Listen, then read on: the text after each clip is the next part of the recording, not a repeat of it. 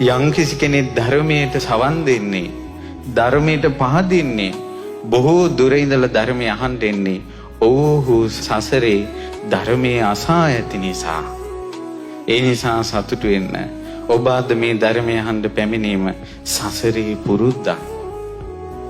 මේ පුරුද්ද තුනුරුවන් සරණින් ආර්ය උපවාදයකට ලක් වෙන්නේ නැතුව, කල්පයක් නිරේ වැටෙන පාප කර්මයකට ලක් වෙන්නේ නැතුව, තුනුරුවන් සරණින් බේරිලා හිටියොත්, ඉන්ද්‍රිය ධර්මයන් මෝරා ගිහිල්ලා නම් දෙවියන් අතරදී හෝ ධර්මය අවබෝධ කරાવી.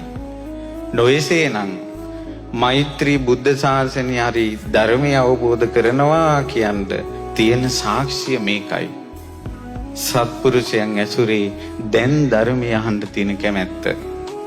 ඒ නිසා ඔබට ඔබගේ දැසට අපිව නොපෙනුනාට, ඈතක හිටියත් රූප රාමුවක්වත් නොපෙනුනාට, ඔය සවම්පත් වලින් බණපද අහන එක ගැන සතුටු වෙන්න. යම් දවසක මේ විදිහට බණ අහන එක ඔබව සුවපත් කරනවාමයි. ඔබව මේ දුකෙන් නිදහස් කරනවාමයි.